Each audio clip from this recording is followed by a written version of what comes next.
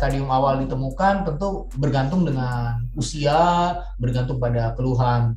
Tentu banyak pilihan yang bisa dilakukan, dari pemantauan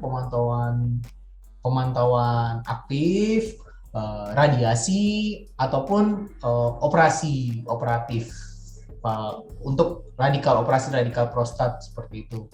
Progresivitas penyakitnya sendiri, seberapa cepat dia menyebar, dan penemuan kanker prostat sebelumnya itu sudah berapa, yang kita tahu dari stadium 1 menjadi stadium 2 sebelumnya sudah berapa lama.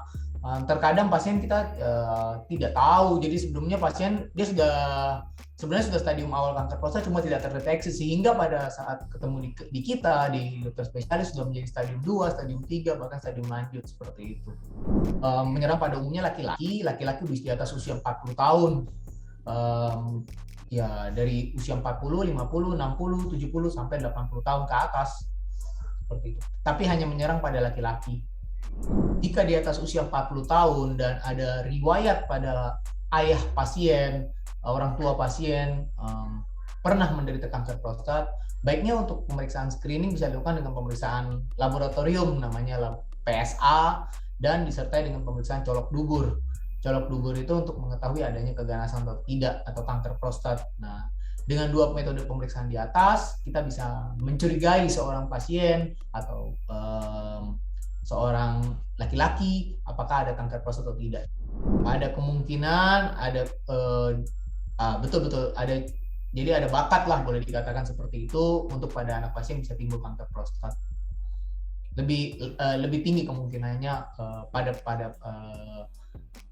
yang orang tuanya sudah pernah menderita kanker prostat. Tergantung ditemukan pada stadium berapa kanker prostatnya, itu sangat bervariasi dan sebelumnya udah pernah riwayat.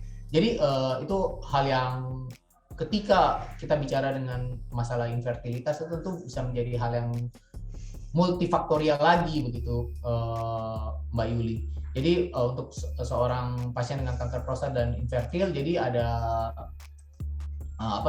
multifaktorial yang perlu karena ada variabel lain pada infertilitas yang perlu di approach lagi lebih detail seperti itu, Mbak Yuli. Tentu ya tergantung sejauh apa kanker prostatnya seperti itu. Kesulitan yang pada umumnya misalnya kesulitan buang air kecil, jika kanker prostat sudah stadium lanjut dia ada nyeri tulang seperti itu. Yang paling biasa dikeluhkan pasien pada saat awal-awal bisa nggak ada keluhan sampai keluhan yang tadi saya sampaikan, misalnya keluhan buang air kecil, nyeri tulang seperti itu. Kurang lebih untuk jadi menekan nilai PSA serendahnya supaya kanker prostat tidak berkembang. Bagaimana kita mengontrol nilai PSA seperti itu kurang lebih. Kalau nilai PSA mungkin lebih agak teknis ya, tapi bagaimana kita mengontrol supaya sel kanker tersebut tidak berkembang. Jadi dalam kondisi terkontrol gitu. Pada prinsipnya yang untuk mendeteksi deteksi dini, pada prinsipnya ada dua, yaitu pemeriksaan colok dubur dan pemeriksaan prostat spesifik antigen di laboratorium yang saya sampaikan sebelumnya.